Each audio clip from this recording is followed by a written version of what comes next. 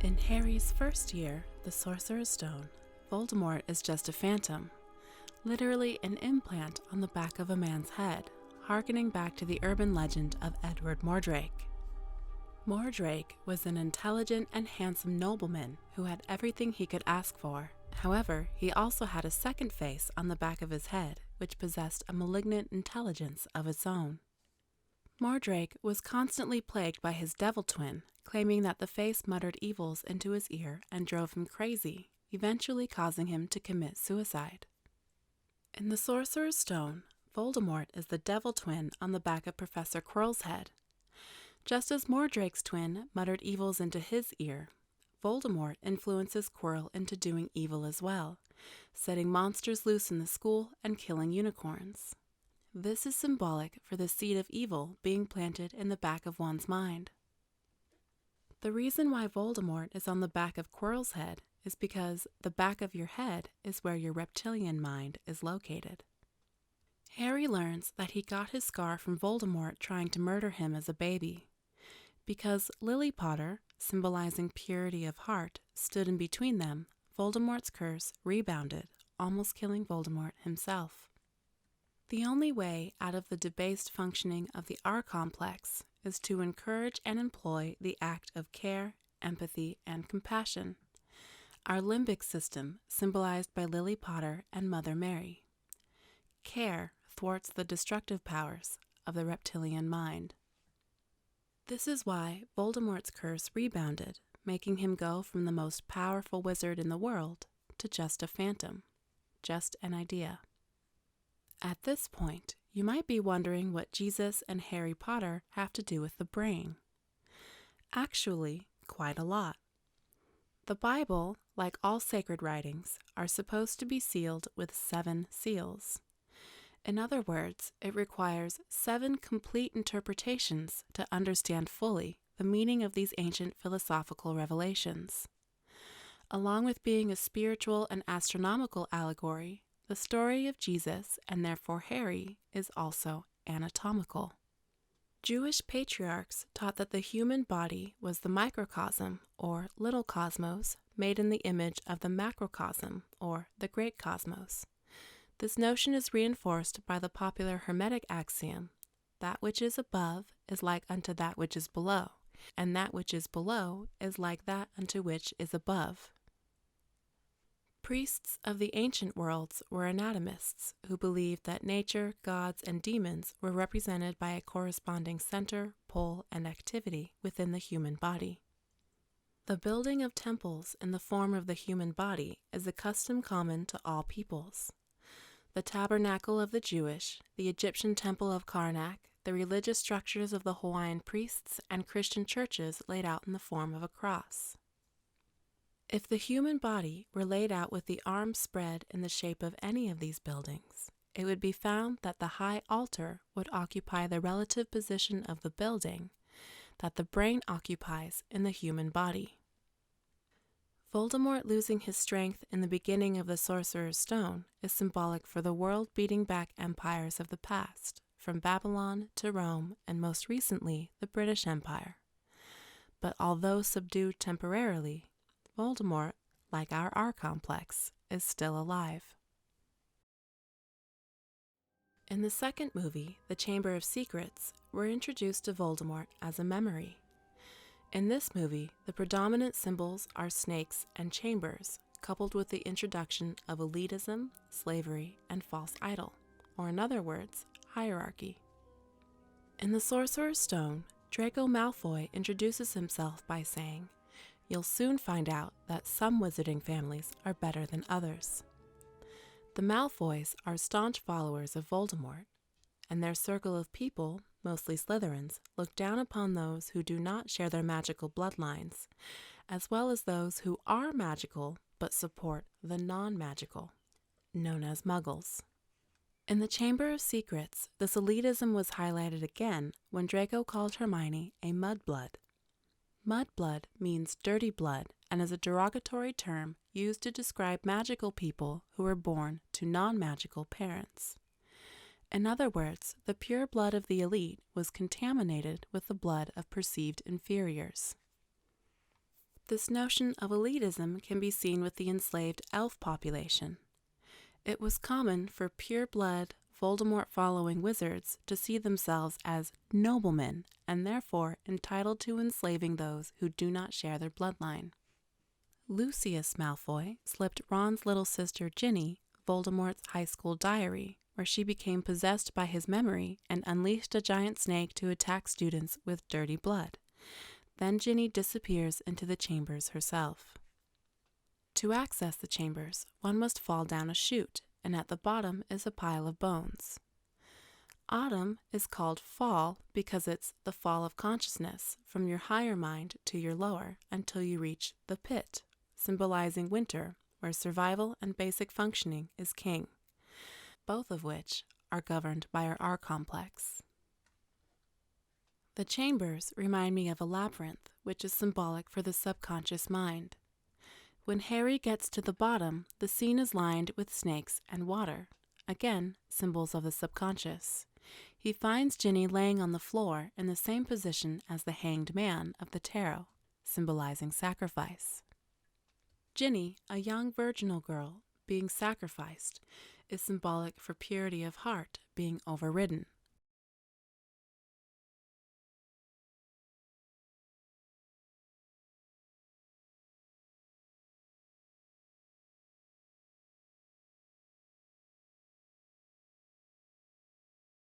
Again, allowing the R complex to rule our thoughts and therefore actions. In this movie, causing genocide. In the Sorcerer's Stone, Voldemort is a phantom, an idea. As the idea takes hold, the R complex begins to override the limbic system, where, in the Chamber of Secrets, the evil comes in the form of elitism, subjugation, and murder. In their third year, The Prisoner of Azkaban, we learn that Ron's pet rat is actually Peter Pettigrew, a follower of Voldemort and responsible for Lily and James Potter's deaths. The second character we're introduced to is Professor Lupin, a werewolf. Lupin's name is derived from the Latin lupus. Lupus is the first constellation in Libra, the autumnal equinox. As Harry, Ron, Hermione, and Sirius take Pettigrew to be arrested, we see the full moon peek out from behind the clouds, sending Lupin into his werewolf transformation. Because of the fall in consciousness in the underworld, the trio and Sirius were unsuccessful in arresting Pettigrew, who escaped. Now that levels of consciousness are down, people with deviant tendencies are no longer held back. When enough Pettigrews take over, they become the body of Voldemort and turn the tide of humanity, symbolized by Lupin's transformation into a beast. The Goblet of Fire opens with the Weasley family, Harry, and Hermione going to the Quidditch World Cup, where there is a terrorist attack by Voldemort's followers, the Death Eaters. After this attack, the Ministry starts intercepting mail looking for possible terrorists, which reminds me of the Patriot Act after 9/11, giving government license to listen to our phone calls and read our paper and digital mail. The movie where the government grabs more power is the same movie where Voldemort goes from a memory to an actual being, albeit a small and frail being. This is the body of an empire beginning to take hold. At Voldemort's heels, we see Barty Crouch Jr., who disguises himself as Professor Moody. In the Goblet of Fire, we see Voldemort is connected to the wealthy, powerful, and influential, suggesting that those behind the terrorist attacks weren't random crazies, but rather an organized group executing a task for a particular end. Those with elitist tendencies are now organizing and conspiring to take even more power by secretly attacking their own people in order to increase government control through law and law enforcement. Now the Ministry, like our current Western governments, is inserting itself into the private affairs of their people for the sake of safety.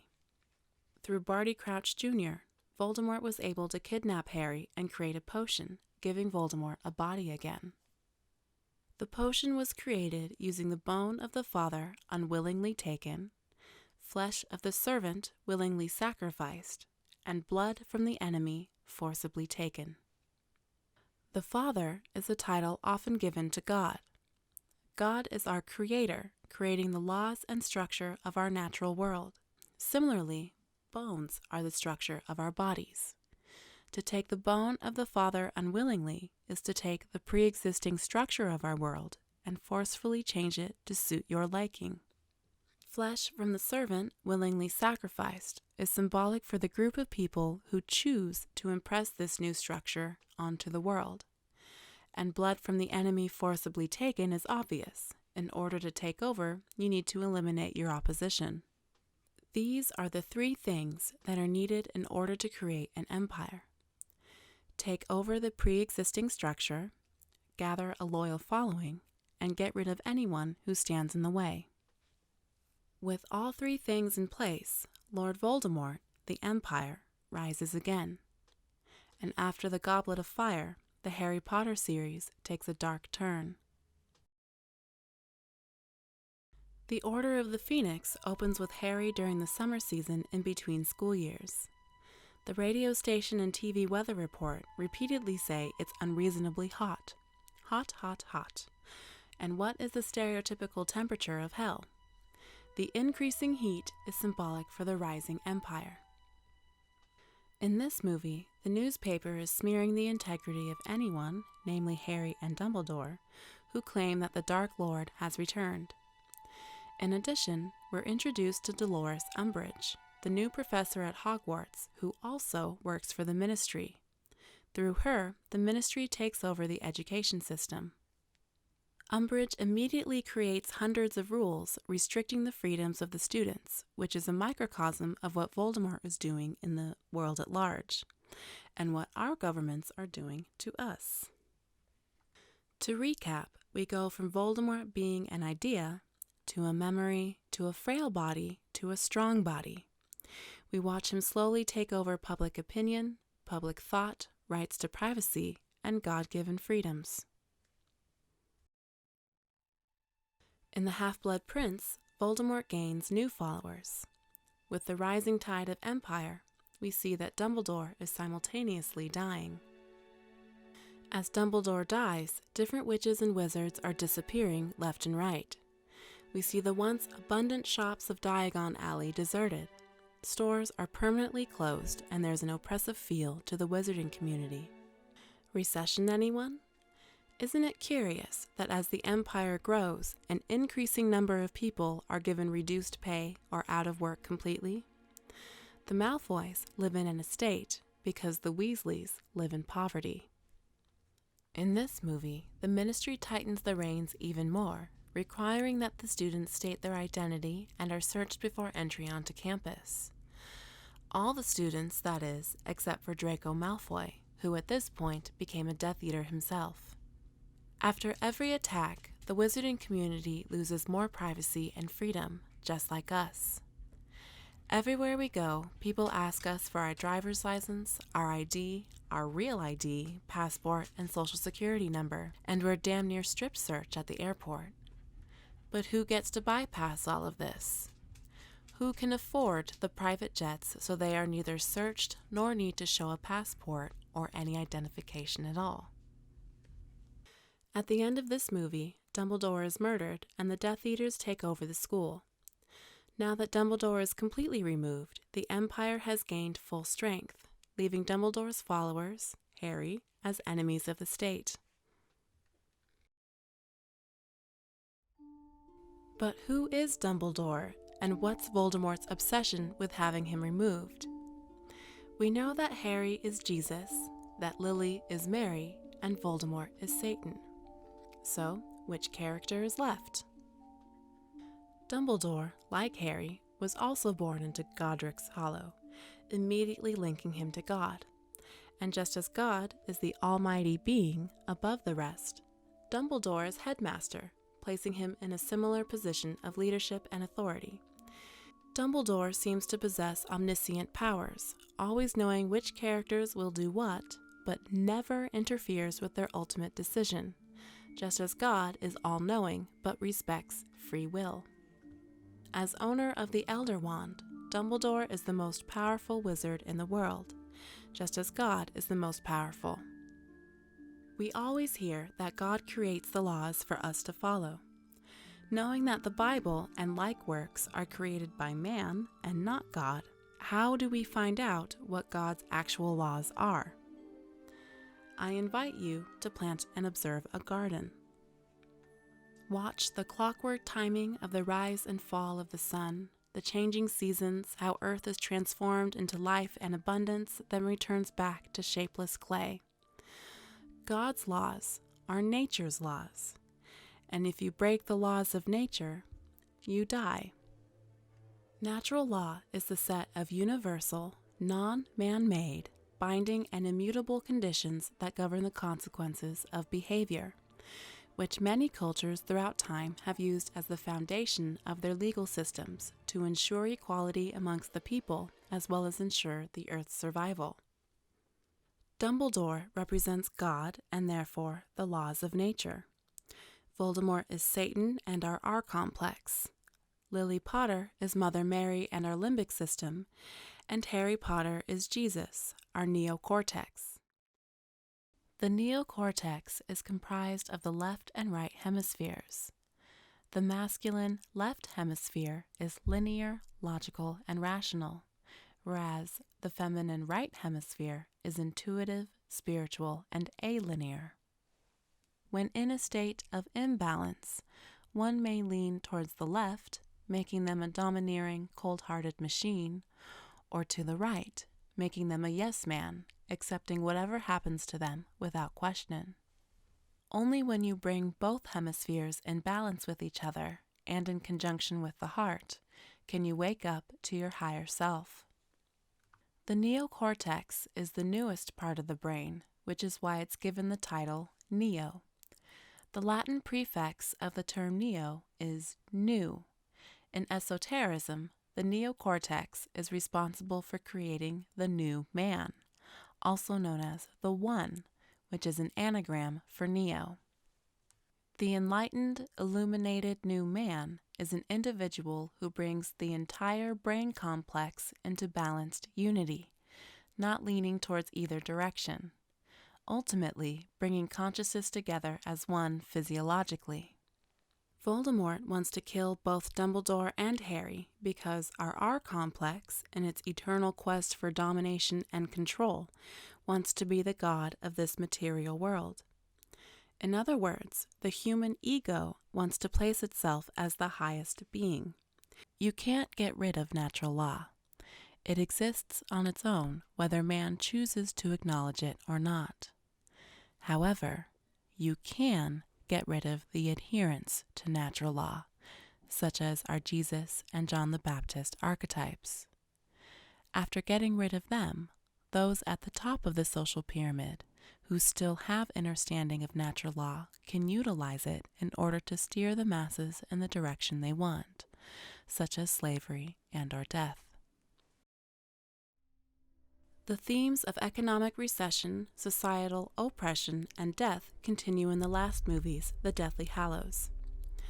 The movie begins with new Prime Minister Scrimgeour, who stands by Harry and tries to protect him, which ultimately led to his capture, torture, and murder by Voldemort, though in the news he was stated to have resigned. Newly appointed Minister Thicknees is under Voldemort's imperious curse, eliminating his free will and forcing him to ally with the Death Eaters. With this, the ministry starts to publish propaganda about how Muggles and Muggle-born witches are dangerous and should be used as slave labor. Voldemort has full control over the government, the news and media, businesses, and the school. He controls every facet of human life. This control aspect is symbolized by the militarization of Hogwarts. No freedom of expression or thought or action, just control. Voldemort's secret society of Death Eaters create problems such as terrorist attacks and recessions, then blame it on others, using Muggles, Dumbledore, and Harry as scapegoats and excuses for why more government control is necessary.